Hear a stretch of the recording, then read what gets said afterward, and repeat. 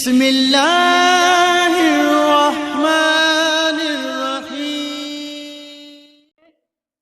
سادگی کو اپنائیں اور اس کو ترجیح دیں۔ رسول اللہ صلی اللہ تعالی علیہ وسلم کے کھانے کے حوالے سے کتنی سادگی تھی۔ چنانچہ صحیح مسلم کی روایت ہے، حضرت نعمان بن بشیر رضی اللہ تعالیٰ عنہ کہتے ہیں کہ کیا تم لوگ حسب خواہش کھانوں میں اور مشروبات میں مشغول نہیں ہو گئے ہو؟ میں نے رسول اللہ صلی اللہ علیہ وسلم کو دیکھا، تمہارے نبی کو دیکھا کہ آپ کو بالکل ہلکی قسم کی کھجوریں، ردی قسم کی کھجوریں بھی اتنی میسر نہ ہوتی کہ آپ ان سے اپنا پیٹ بھر لیا کرتے۔ صحیح مسلم کی ایک اور روایت ہے، حضرت عمر بن خطاب رضی اللہ تعالیٰ عنہ فرماتے ہیں کہ نبی کریم صلی اللہ تعالیٰ علیہ وسلم پورا دن بھوک کی حالت میں گزار دیا کرتے تھے، اور یلتوی بھوک کی شدت کی وجہ سے پیٹ میں بل پڑتے، آپ پیچو تاب کھاتے اور آپ بھوک کی انتہائی مشقت کو برداشت کرتے تھے۔ اور ترمذی کی روایت میں ہے، بسند صحیح مروی ہے کہ آپ صلی اللہ تعالیٰ علیہ وسلم لگاتار کئی راتیں بھوک میں گزار دیا کرتے تھے، اور آپ کے گھر والوں کو شام کا کھانا میسر نہیں ہوتا تھا۔ اسی طرح بخاری مسلم کی روایت میں ہے، حضرت عائشہ صدیقہ رضی اللہ تعالیٰ عنہ فرماتی اپنے بھانجے عروہ کو مخاطب کرتے ہوئے کہ ہم 2 ماہ میں 3 چاند دیکھ لیا کرتے تھے، یعنی 2 مہینے گزر جایا کرتے تھے، رسول اللہ صلی اللہ علیہ وسلم کی ازواج مطہرات کے گھروں کے چولہے میں آگ نہیں جلتی تھی۔ تو پھر عروہ کہتے ہیں میں نے کہا کہ پھر اے خالہ جان گزارا کیسے ہوتا تھا؟ فرمایا کھجور اور پانی پر۔ ہاں البتہ نبی کریم صلی اللہ علیہ وسلم کے کچھ انصاری پڑوسی تھے جن کے پاس دودھ والی اونٹنیاں تھیں، وہ نبی کریم علیہ السلام کو دودھ کا تحفہ بھیجتے تھے، تو اس میں سے نبی کریم علیہ السلام ہمیں بھی کبھی پلا دیا کرتے تھے۔ ایک بخاری کی روایت میں ہے، عائشہ صدیقہ رضی اللہ تعالیٰ عنہ فرماتی کہ اگر کبھی رسول اللہ صلی اللہ علیہ وسلم کے گھر والوں نے کسی دن 2 بار کھانا کھایا تو لازماً ایک وقت میں پانی اور کھجور ہوتی تھی، یعنی ایسا نہیں ہوتا تھا کہ 2 ٹائم وہ عام معمول کے مطابق جیسے ہم کھانا کھاتے ہیں ویسے کھانا کھائے۔ اگر 2 ٹائم کبھی کھانا کھایا تو پھر دوسرے ٹائم میں کھجور ہوتی تھی اور وہ باقاعدہ روٹی نہیں ہوتی تھی۔ اور اسی طرح بخاری مسلم کی روایت میں ہے کہ رسول اللہ صلی اللہ علیہ وسلم کے گھر والوں نے لگاتار 2 دن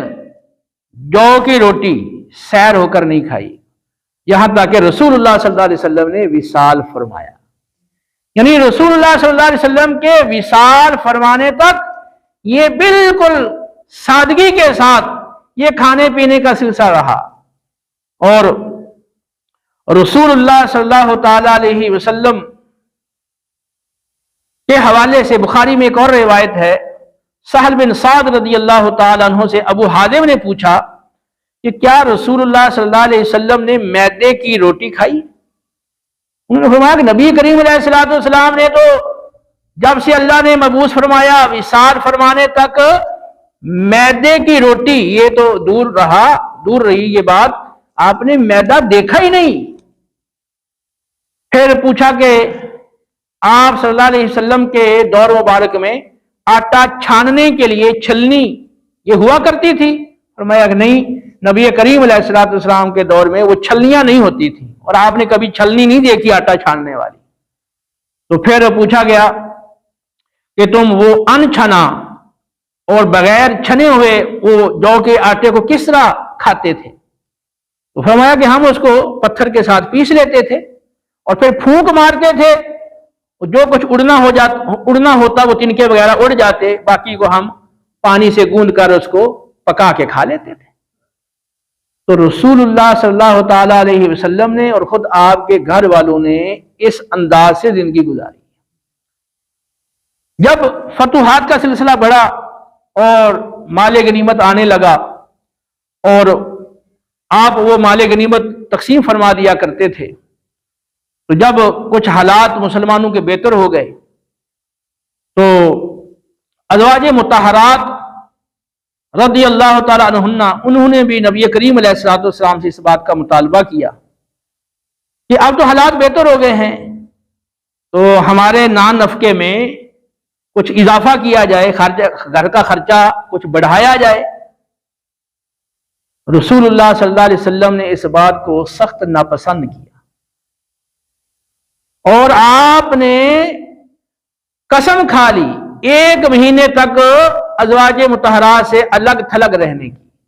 اور 1 مہینہ آپ ازواج مطہرات سے علیحدہ رہے۔ کہ اللہ تعالیٰ نے قرآن پاک میں سورہ احزاب کی آیات مبارکہ نازل فرمائی، یا ایھا النبی قل لازواجک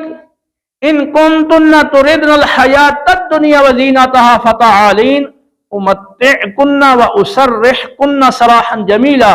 وَإِن كُنتُنَّ تُرِدْنَ اللَّهَ وَرَسُولَهُ وَالدَّارَ الْآخِرَةَ فَإِنَّ اللَّهَ أَعَدَّ لِلْمُحْسِنَاتِ مِنكُنَّ أَجْرًا عَظِيمًا۔ اے نبی، آپ اپنی ازواج کو فرمائیں کہ اگر تم دنیاوی زندگی اور دنیاوی زندگی کا سامان چاہتی ہو اور دنیا کی زیب و زینت چاہتی ہو تو پھر آؤ، میں تمہیں کچھ سامان دوں اور اچھی طرح سے تمہیں رخصت کر دوں، اور اگر تم اللہ کو، اللہ کے رسول کو اور آخرت کے گھر کو چاہتی ہو تو پھر جو تم میں سے یہ چاہنے والی ہیں ایسی نیکوکار، اللہ تعالیٰ نے ان کے لیے بہت بڑا اجر تیار کر رکھا ہے۔ تو جب یہ آیتیں مبارکہ نازل ہوئی تو تمام ازواج مطہرات رضی اللہ تعالی عنہن نے اپنے مطالبے سے رجوع کر لیا، مطالبے سے دستبردار ہو گئی اور بخوشی اللہ کو، اللہ کے رسول کو اور دار آخرت کو انہوں نے پسند کیا۔ رسول اللہ صلی اللہ تعالی علیہ وسلم نے خود سادہ زندگی گزاری، ازواج مطہرات کے لیے بھی سادگی کو، اور فاطمہ الزہرا رضی اللہ تعالی عنہا کے لیے بھی سادگی کو، اور اپنی امت کے لیے بھی سادگی کو پسند فرمایا اور اسی کی تعلیم فرمائی۔ بخاری مسلم کی روایت ہے، رسول اللہ صلی اللہ تعالی علیہ وسلم کا بستر، رسول اللہ صلی اللہ علیہ وسلم کا بستر جس پر آپ آرام فرمایا کرتے تھے وہ چمڑے کا تھا، اور اس میں کھجور کی چھال اور کھجور کے پتے بھرے ہوئے تھے۔ مسلم کی روایت میں ہے، رسول اللہ صلی اللہ علیہ وسلم کا وہ تکیہ جس پر آپ سہارا لگایا کرتے تھے اس میں کھجور کے پتے بھرے ہوئے تھے۔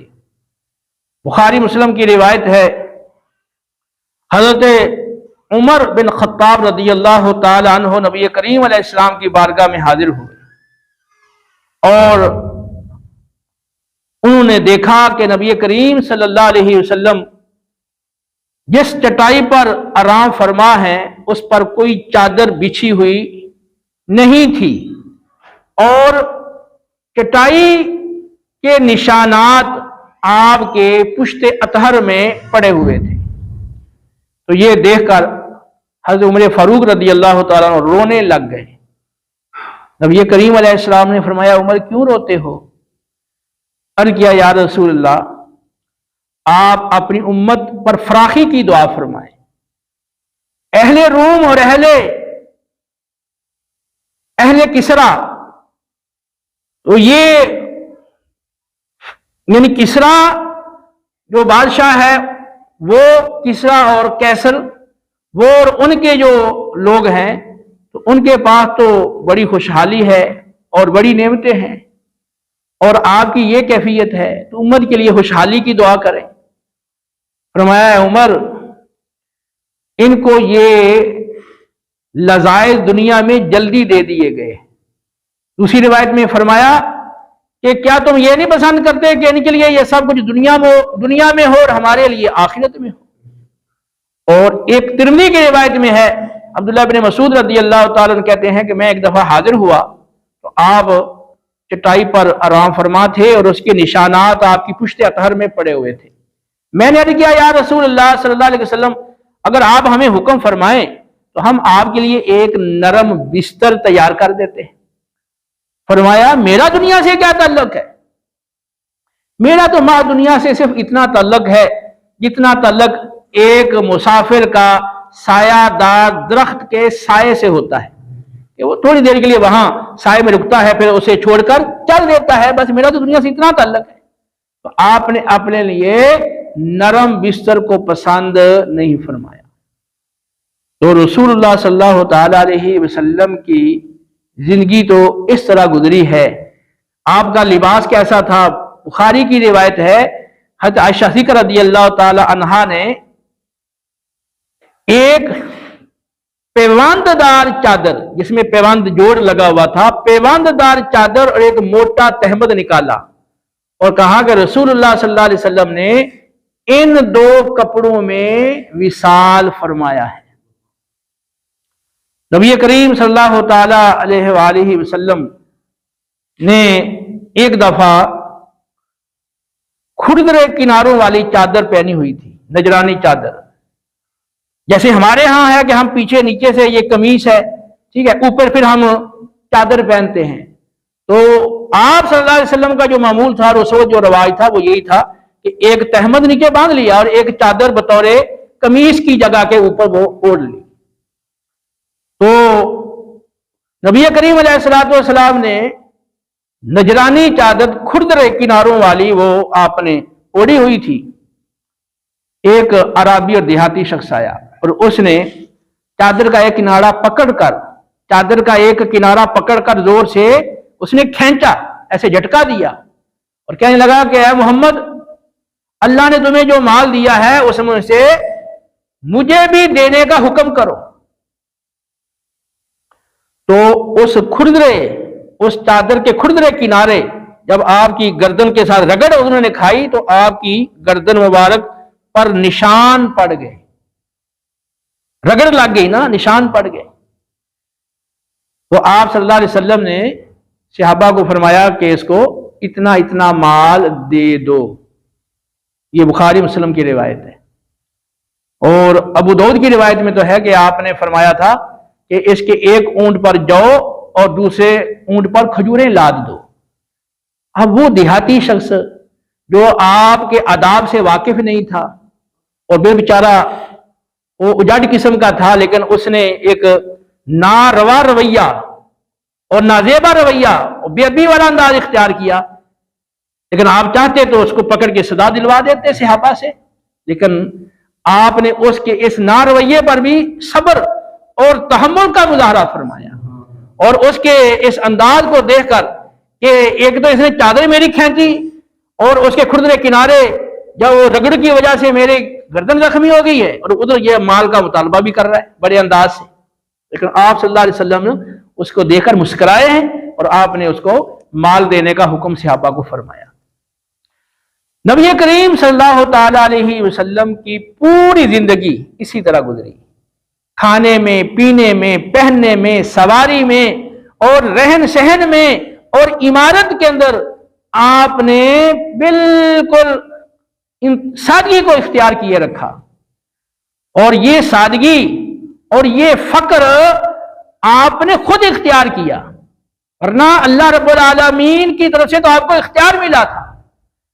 کہ آپ اگر چاہیں تو یہ سونے کے سنگریزے، یہ جو سنگریزے ہیں اور یہ پتھر کے ٹکڑے ہم آپ کے لیے سونے کے بنا دیتے ہیں، لیکن آپ نے اس کو پسند نہیں کیا۔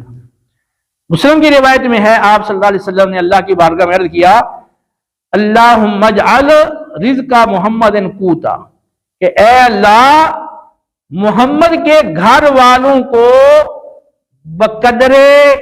ضرورت رزق عطا فرما، گزارے لائق، جس سے وہ زندہ رہ سکیں اتنا رزق ان کو عطا فرما۔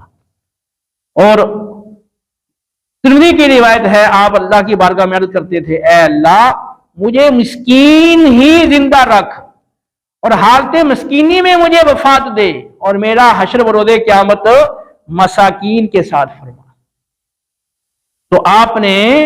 اختیاری طور پر فقر کو پسند کیا، اور امت کو تعلیم دی کہ وہ سادگی کو اختیار کریں، اور پھر ترغیب دینے کے لیے آپ نے اس کے فضائل بھی بیان فرمائے۔ بخاری مسلم کی حدیث ہے، نبی کریم صلی اللہ علیہ وسلم نے فرمایا، میں نے جنت میں جھانک کر دیکھا، جنت میں جھانک کر دیکھا تو اکثریت اہل جنت کی اکثریت وہ فقراء کی تھی۔ اور ترمذی کی روایت میں ہے، نبی کریم علیہ السلام نے فرمایا جو فقراء ہیں وہ اغنیاء یعنی مالداروں کے مقابلے میں 500 سال پہلے جنت میں جائیں گے۔ مالداروں کو اپنے مال کا وہ حساب و کتاب دینے کے لیے وقت لگے گا، اور یہ جو فقراء ہیں یہ پہلے جنت میں چلے جائیں گے۔ ترمذی کی روایت ہے سند صحیح کے ساتھ، نبی کریم صلی اللہ تعالی علیہ وسلم نے فرمایا، اللہ تعالیٰ جب کسی بندے سے محبت کرتا ہے، کسی کو اپنا محبوب بناتا ہے، تو اس کو دنیا سے اس طرح بچاتا ہے اور دور رکھتا ہے جس طرح تم اپنے بیمار کو پانی سے بچاتے ہو۔ یہ بھی پانی جیسے بیماری میں مضر ہو تو تم اپنے بیمار کو جس طرح پانی سے بچاتے ہو، پانی سے دور رکھتے ہو، اللہ بھی اپنے محبوب بندے کو دنیا سے اسی طرح دور رکھتا ہے۔ اور رسول اللہ صلی اللہ علیہ وسلم تو سب سے بڑھ کر اللہ کے محبوب تھے، تو آپ کو اللہ تعالیٰ نے اختیار بھی دیا کہ اس کے باوجود بھی آپ نے وہ سادگی کو پسند کیا۔ اور ترمذی کی روایت میں ہے، نبی کریم صلی اللہ تعالی علیہ وسلم نے ارشاد فرمایا کہ اللہ نے ایک بندے کو، اپنے بندے کو، اللہ نے اپنے بندے کو اختیار دیا دنیا کا اور دنیا کی زیب و زینت کا اور آخرت کا، تو اللہ کے اس بندے نے آخرت کو دنیا کی زیب و زینت پر ترجیح دی۔ یہ سن کر حاضرین میں ابو بکر صدیق رضی اللہ تعالیٰ عنہ رونے لگ گئے۔ عرض کیا، یا رسول اللہ، ہم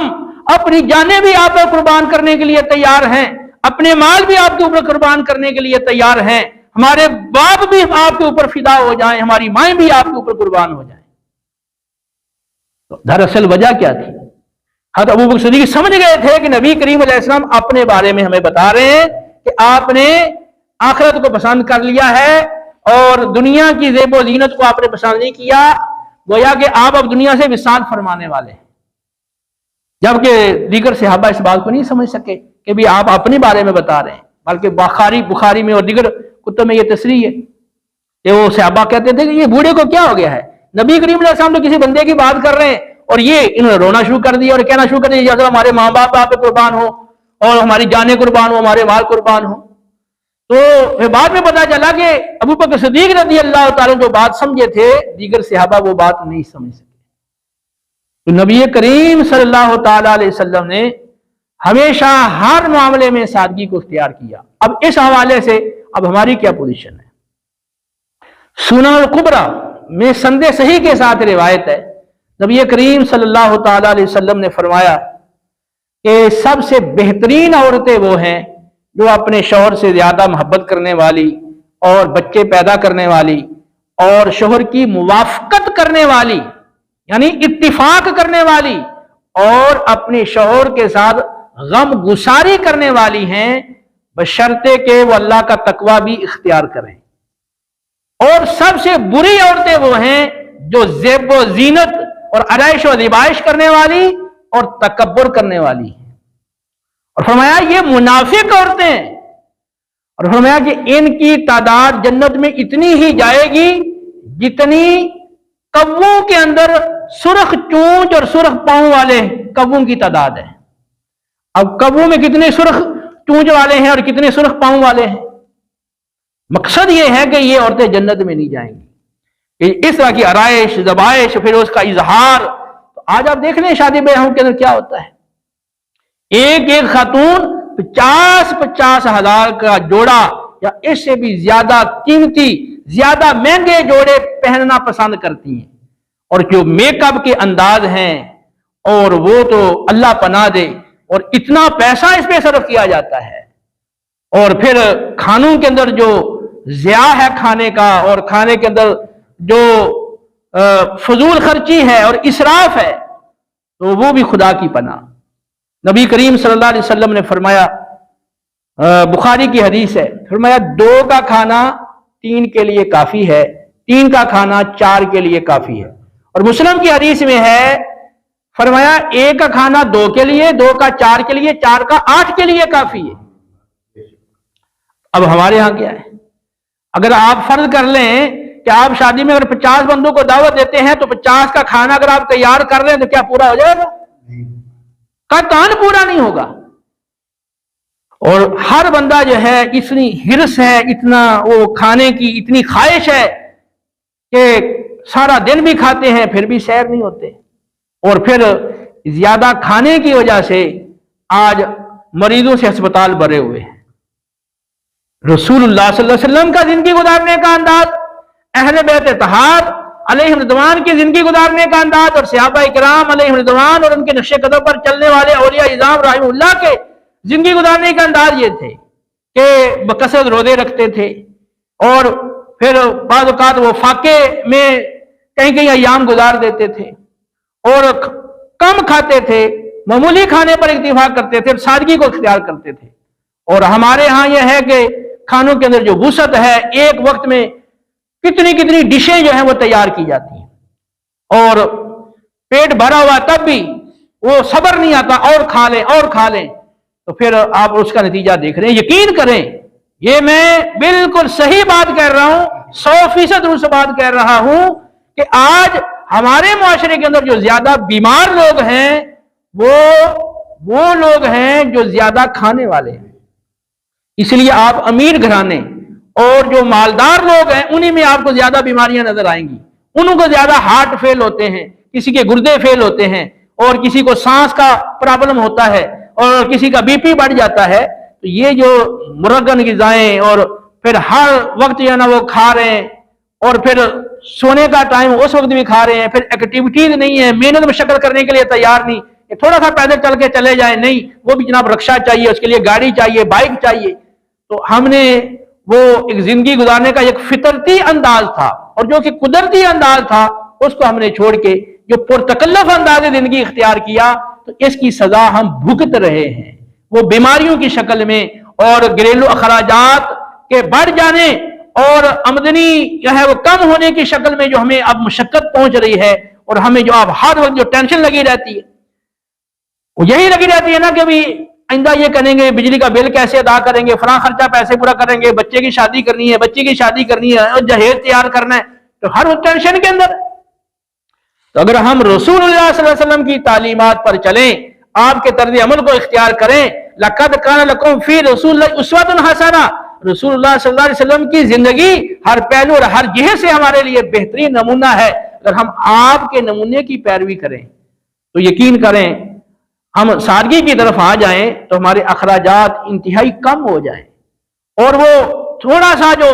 خرچہ ہے اس کو جمع کرنے کے لیے اور کمانے کے لیے ہمیں بہت زیادہ کوئی محنت مشقت یا کوئی ٹینشن لینے کی حاجت نہیں پڑے گی، اور ہم تندرست بھی رہیں گے، ہمارے معاملات بھی سارے ٹھیک ہو جائیں گے۔ تو اس حوالے سے اس بات کی شدید ضرورت ہے کہ اپنے گھر میں ایسا ماحول پیدا کیا جائے، بار بار قرآن و سنت سنا کر نبی کریم علیہ الصلوۃ والسلام کی سیرت مبارکہ اور اہل بیت اطہار کی سیرت مبارکہ اور صحابہ کرام کی سیرت مبارکہ، اولیاء کرام رحمہ اللہ کی سیرت مبارکہ بتا کر انہیں سمجھایا جائے کہ سادگی اختیار کرنے میں ہمارے لیے دنیاوی فوائد بھی ہیں اور اخروی فوائد بھی ہیں۔ تو یہ جو مہنگے قسم کے جوڑے، مہنگے قسم کے کھانے، مہنگے قسم کی گاڑیاں، مہنگی قسم کی جناب رہائش گاہیں اور کوٹھیاں اور بنگلے اور ہر چیز اعلیٰ قسم کی اور مہنگی قسم کی، ان چیزوں کو ترک کریں، اس میں آپ کے لیے عافیت ہے اور آپ کے لیے بھلائی ہے۔ اب یہ ہے کہ اس کے لیے آپ کو تھوڑی مشقت اٹھانا پڑے گی، اتنا آسان نہیں ہے، خاص طور پہ گھر میں خواتین کا دین بنانا اتنا آسان نہیں ہے، اور عمومی طور پر وہ خواتین ہی زیادہ بندے کو مجبور کرتی ہیں کہ یہ لاؤ وہ لاؤ، یہ کرو وہ کرو۔ تو ان کو یہ قرآن و سنت کی تعلیمات سے آگاہ کریں، انہیں سمجھائیں، ایسی مجلس ایسی محفل میں ان کو یا وہ ایسی مجلس انہیں مہیا کی جائے جس میں وہ دین سیکھیں، ایسی کتب انہیں مہیا کی جائیں اور ایسے بیانات انہیں سنائے جائیں جنہیں پڑھ کر سن کر انہیں احساس ہو کہ کہ ہماری زندگی کا مقصد صرف یہ کھانا پینا پہننا اور یہ چیزیں ہی صرف ہماری زندگی کا مقصد نہیں ہے. اصل ہمارا مقصد حیات کیا ہے؟ اللہ کی اطاعت و فرمانبرداری کر کے اللہ کو راضی کرنا. تو یہ زندگی کے جتنے بھی معاملات ہیں، کھانا پینا سونا جاگنا اٹھنا بیٹھنا چلنا پھرنا، اور سارے امور میں اللہ کے پیارے حبیب علیہ السلام کی خوشنودی کو ترجیح دی جائے، ان کی پسند کو ترجیح دی جائے ہر معاملے کے اندر، اور اس کے مطابق زندگی گزاری جائے. یہ اصل ہمارا زندگی کا مقصد ہے.